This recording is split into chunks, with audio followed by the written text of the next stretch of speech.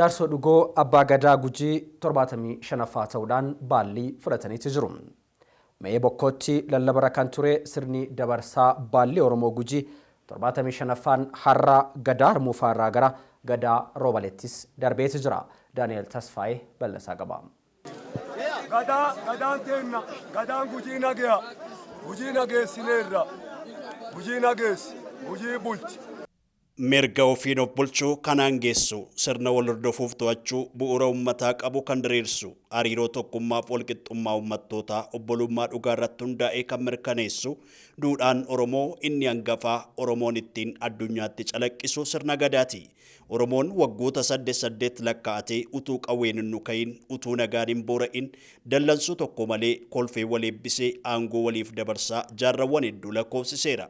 Ummati Oromoo Gujii marsaa 74ffaa yookaas immoo waggaa 592 booddee har'as karaa nagaa ta'een gadaa Harmuufaarraa gara gadaa Roobaleetti aangoo dabarfatee jira.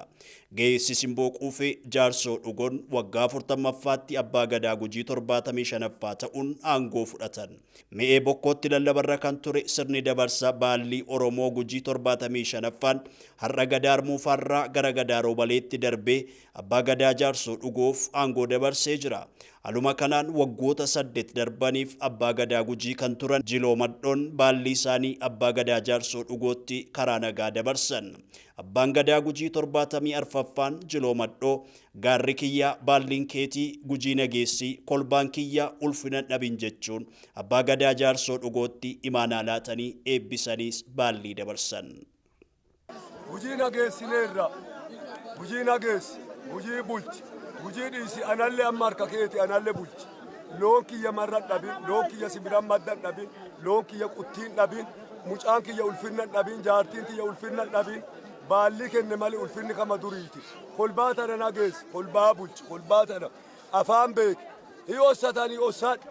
Haga adoo waan naan jedhan numa dhageettani. Haga san duudii ossadhee, ba'aadhee, hamii tana duudii nafa guuradhee, hamii tana duudii adoon caqasii adda baagee baallii kenne.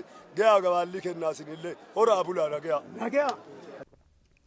Guyyoota muraasa darbaniif abbootiin gadaa ardaa jilaa Mi'ee bokkootti seera lallabaa nageenyaaf araara aadaa yuubaa fi hayyuu sodaa fuudhaa fi heeruma lafaa nagaa malkaa fi karaa muka uffataaf qaama namaa buusaa fi wodoo dhukkubaa fi balaa lallabaa turan. Ardaan jilaa Mi'ee bokkoo sirna walharkaa fuudhiinsa kanaan faayyamte Oromoon bahaa lixaa kaabaa kibbaa walitti yaa'ee sirna kanaaf miidhagina dabalee jira.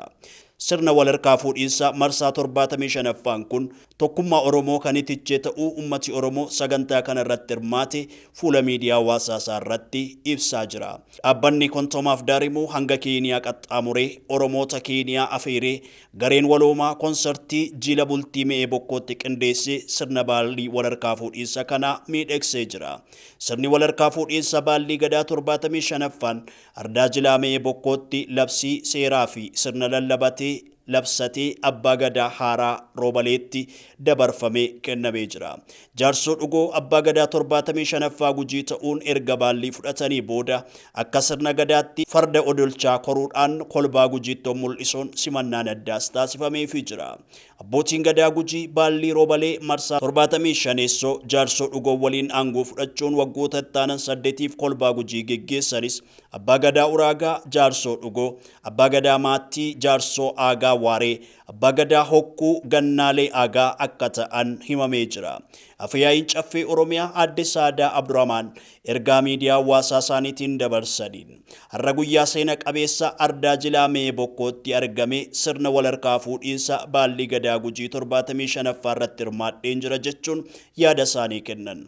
Uummanni keenya sirna jabaa fi haammataa mallattoo fi ibsituu eenyummaa keenyaa ta'uun beekamu gadaan wal bulchaa kan turee fi jiru ta'uu har'a Gujiitti argineerra jechuudhaan ibsan.